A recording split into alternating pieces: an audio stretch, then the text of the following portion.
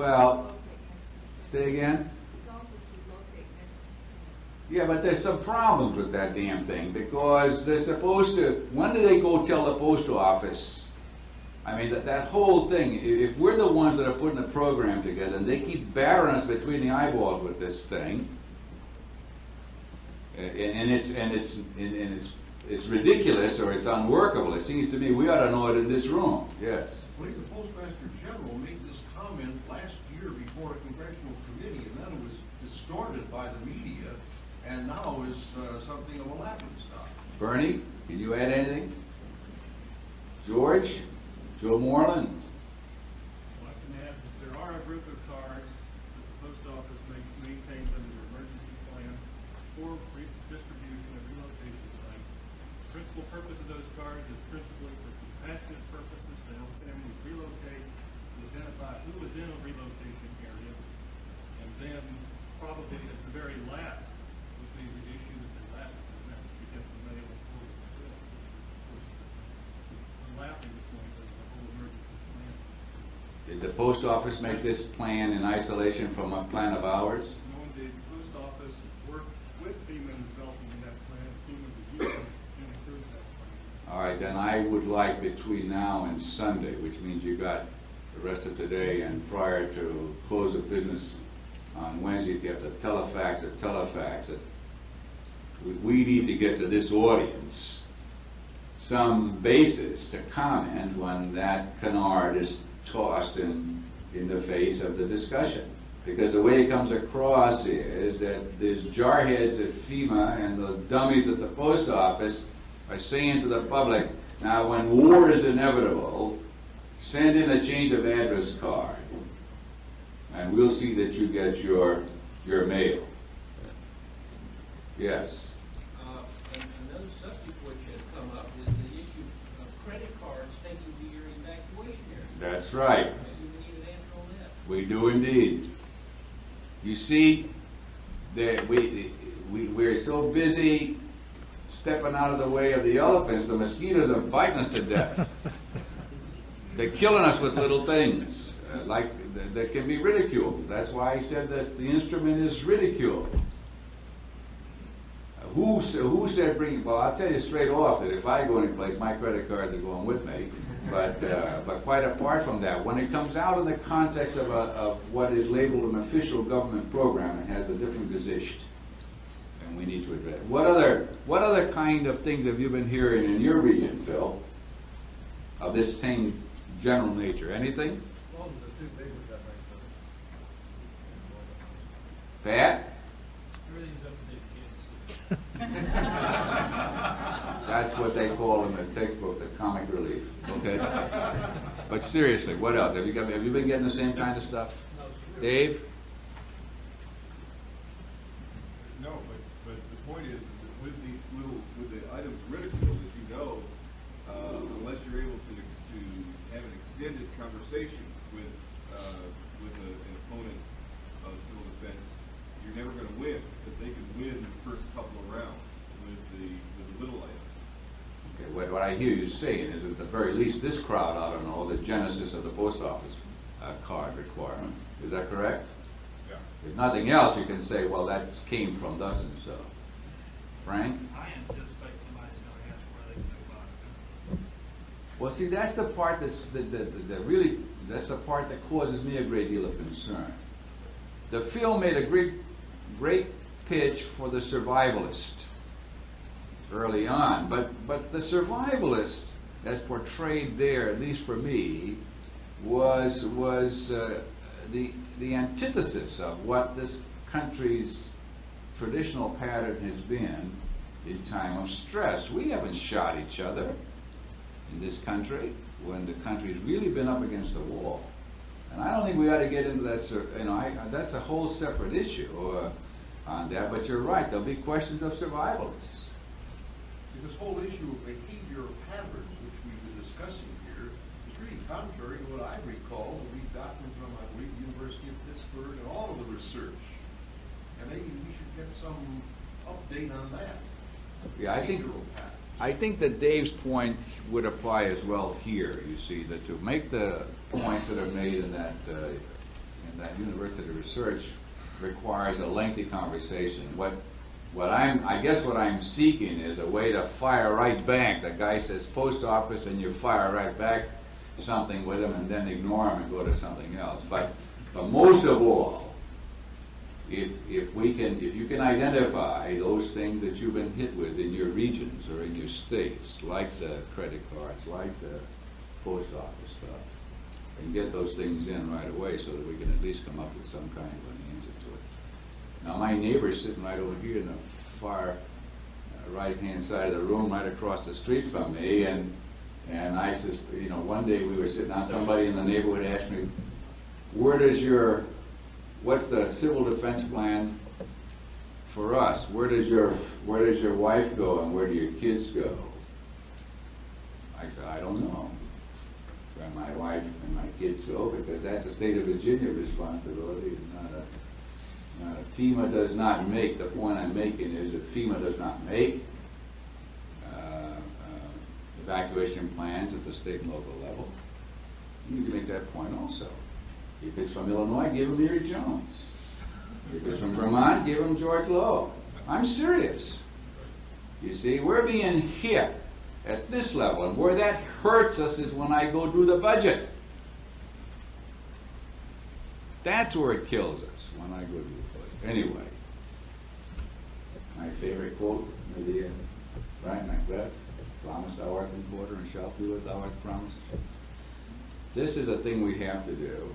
What we're doing is not only legally correct, it's in my judgment, it's imperative on a national preparedness basis. Don't get, you say what you want to say when you're answering the questions, and you're going to get them. But I tell you, you know now what I'm going to say. Everybody should see the film. Everybody should hate war, and I'm not being facetious either. There's nobody more passionately dedicated to peace than the guy who has to go fight the war, has to see his children go off to fight the war. And that's us. But having said that, we still have the responsibility to do what we're doing, and we're going to keep doing it. That's it. That's my end. Thank you, ladies and gentlemen.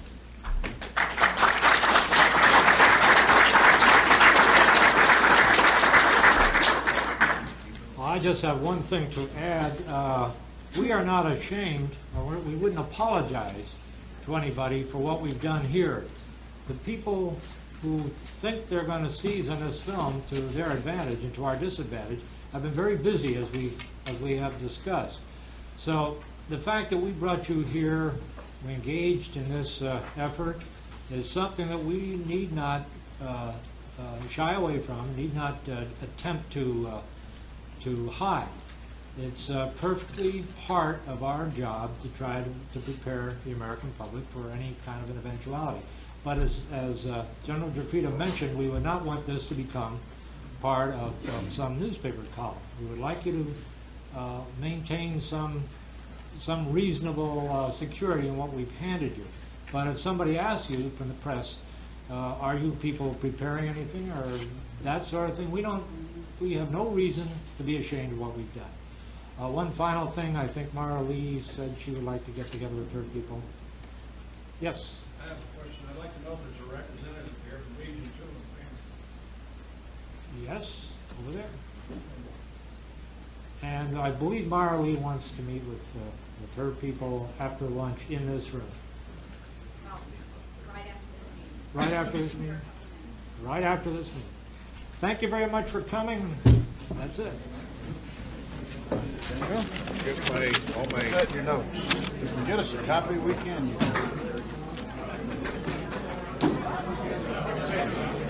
Okay. Ask Bob. He was organizing that. Bob Blair. He's in the back of it. I think we have it until close of business. Would be like around 5 o'clock. You don't have to. You don't have to. Yeah, sure. I'll see if you get it. Oh, I guess all my diligent note-taking. Yeah, I was Oh, gonna there. tell you to stop, for God's sakes, you know what I'm gonna do? Well, we have it here anyway, so we have to refer to it. We don't have any place to go. Yes, we do. We have the director's office. Oh, we do?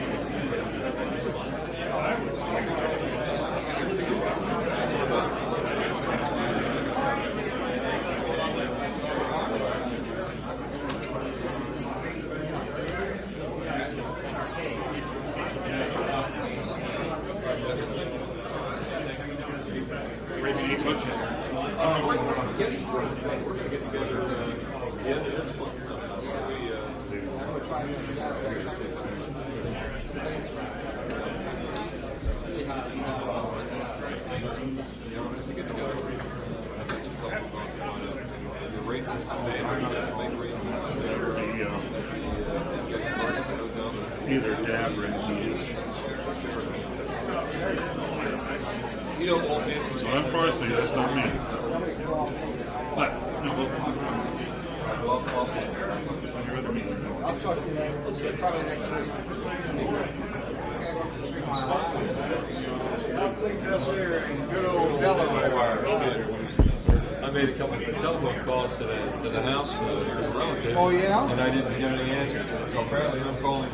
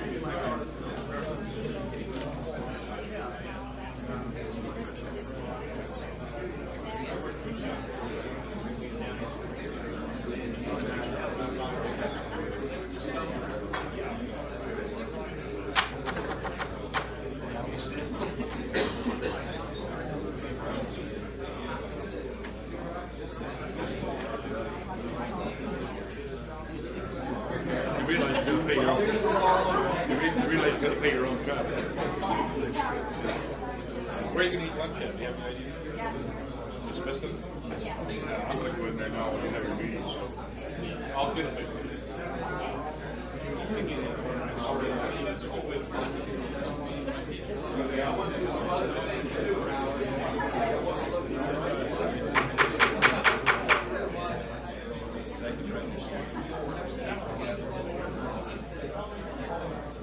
Can we have the committee, I see, CEM committee up here, please?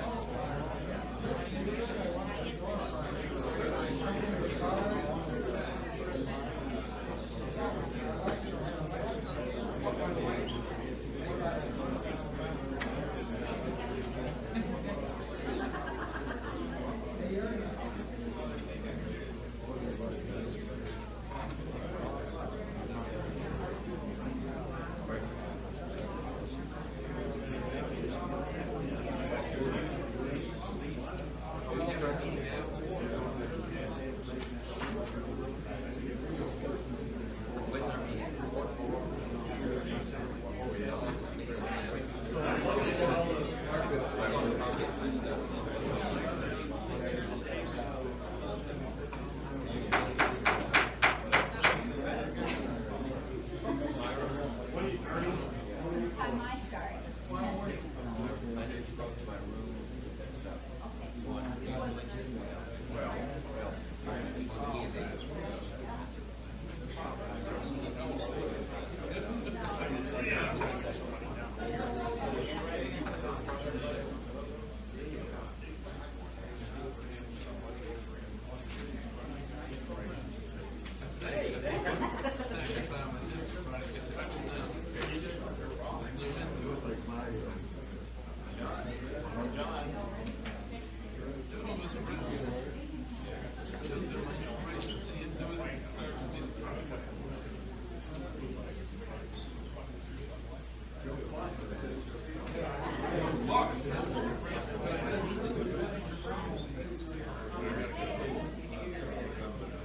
Committee folks, here please.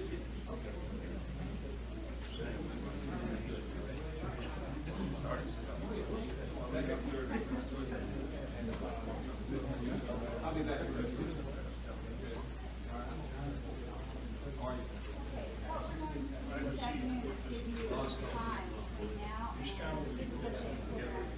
Might as well sit down. Thank you very much.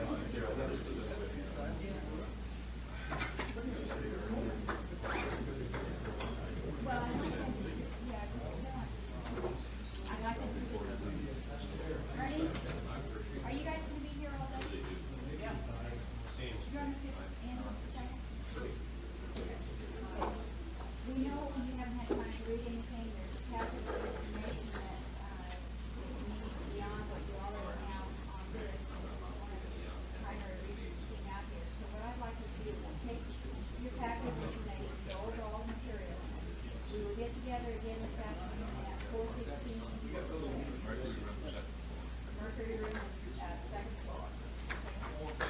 4:15. Mercury.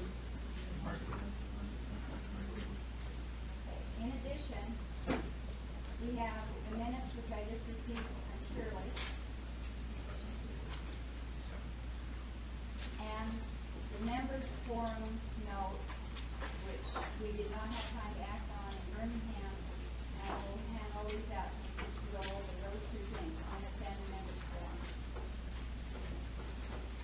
Roland will be down in, just a few minutes. He has put together two, press releases. One, talking about the name change to the organization, and the other one is in Example, okay? Let's say you're sitting in Kansas City and you wanna take Des Moines, Iowa, and you're gonna convert it, okay, to the regular program. You say, look, we really ought to get a major program up there. These people have done a lot of work in floodplain management, et cetera. Who's your federal insurance person? Ben Stevens. Okay. and you and Ben and the region, you're in the staff meeting, okay? Ben, you're gonna assign Harry Jones up there to do that conversion, right? Okay, my regional public affairs officer, what kind of a reservist you got available that can go up there?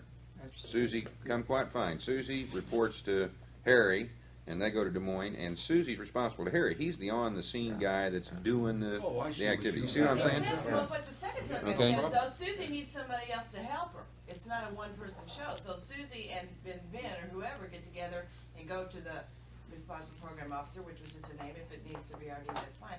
And say, we need to call out somebody else, but it should be our call as to who the staff is going to be. That's all Yeah. the second program. That's that blanket procedure. The lead PIO has the prerogative of asking by name for his staff. That's what Well, we're we're getting saying to right this. here, and this is the Yeah. first time it's ever been put on paper.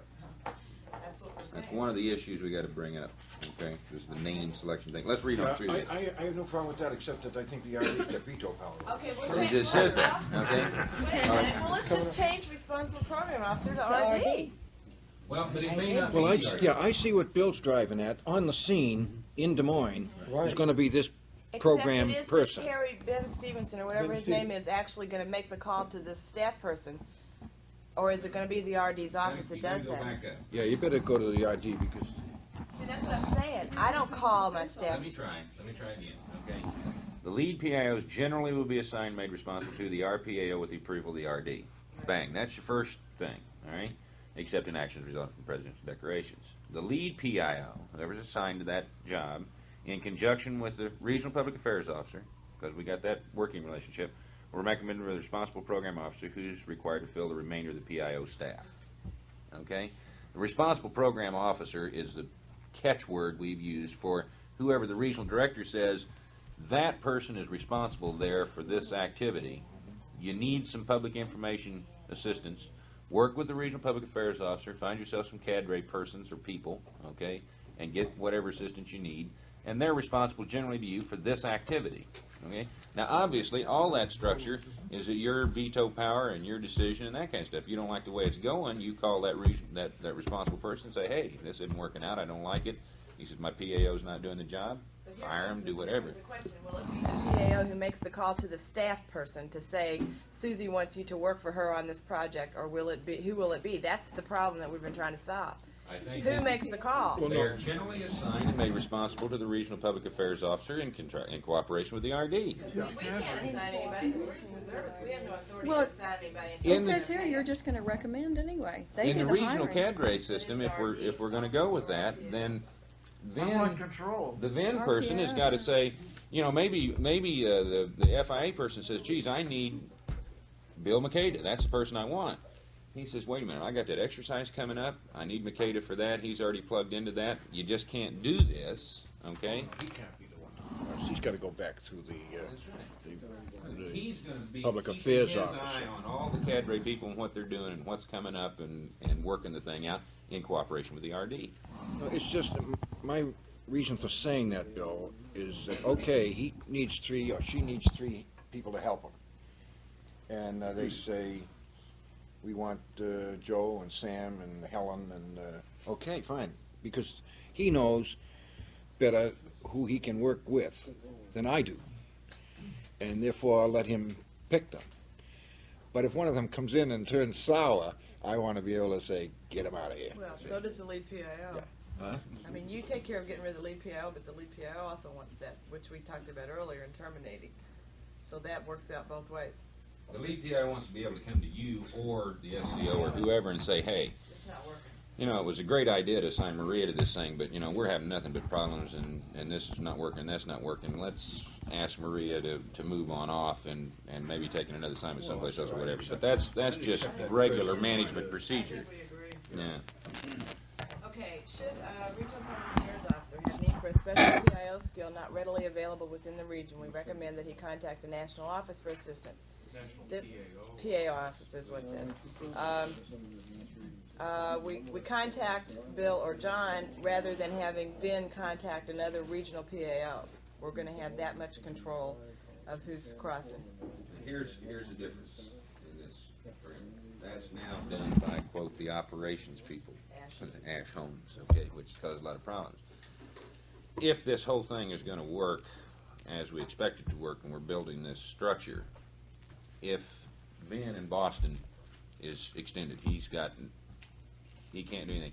Rather than him call directly and asking your regional public affairs officer, look, I need some help, can I get help from whatever, they should come through our office. We would have supposedly a better idea of all the activities and what the cadre's doing. We could say, look, they're really extended out there too. And let me suggest you go out and we'll get a hold of Vern Paul out in California, because I think they got some slack out there and they can best help you pick it up. Quite frankly, what this group's trying to do is just cut that they don't know anything about public affairs people and what's going on and the public affairs program. Never stopped doing that. And I really don't think that one region should be bypassing the national office and dealing with another region when we're talking personnel. We're just changing where in the national office they go. Yeah. They already go to the national office, we just want the impact changed to public affairs rather than operations center. Because we might have, 8, 10 disasters going on in the United States at one time. And if the regions are shuffling people back and forth, and you're sitting here and thinking that, boy, we've got these people we can use yet, and you really don't. No, that's not right. It obviously stops the problem of that regional public affairs officer having to just start down the list, and maybe because they're not aware of everything that's going on as we should be, they may call 4 places before they finally find some region that does have some slack and can fill, where we should know that ahead of time. Okay, so everybody agrees with that paragraph, right? Okay. PIO shall continue to have the right to accept or reject any assignment on the basis of their availability. Rejection of an assignment for valid reasons must not be prejudicial to the PIO's future with FEMA. That's just a little attempt at job security. Well, Just arbitrary letting go because they didn't like it. So. Okay, the RDFCO shall have the authority to select the lead PIO. Is that direct enough? No problem. What does that say to you, Fran? Pardon? What does that say to you exactly? I want to make sure we're saying to him what we want to say. You mean in the event that we're not going to use the public affairs officer of the region? Then Yeah. the regional director. Well, even if Yes, that were going to be yeah, the lead PIO, yeah. I mean, Oh, yes, because look, some people, public affairs people, can work well with one type of regional director, but might have a lot of difficulty dealing with another, because, we're all different personalities, and we approach things differently, and I think he really should have the authority. I hope I don't sound as though I think that the regional director should be, a little dictator. That isn't what I'm trying to get across at all, but he's got to have people that he can work with. well, I was Yeah. going to say, for some of them might not know why we put this in here. I mean, Well, it's let's just, just get it out on the table. Why don't we put it in? we put it in here because as of right now, the RDFCO, nobody really has the option of selecting their lead PIO or anybody else by name. They can only choose by function. And we feel that especially, I would say if I were an RD, that I'd want to pick a deputy or an SCO. Well, I need a lead PIO. Then I need an electronic. And so they send, X person to work with this FCO because he is a lead PIO and this FCO doesn't get along with him, whereas he knows he can call in another lead PIO by name. We want to give him the option to make a name request. Been doing it all along, haven't they? Not legitimately. It's been under the table. Yes, it has been done. Sure we do. Over time. But at any time, they can hold it over you and say, no name Absolutely. request. It's Well, who put absolutely. it under the table? Maybe I misunderstood this all along. I knew No. it was under the table, 'cause I thought For that the was last way we year were. and a half, for the last year and a half, the FCOs were not allowed to pick their deputy or their PIO, as I understand Well, it who by did they now. ask? I didn't know that. That's right, I'm with Fran. Who did they ask? In the past year and a half, I've had 4 disasters. You know why you don't? You don't think? care. Because You're gonna you do it have then? that mystique that are. I mean, they don't. Fran, Your you've got program. clout.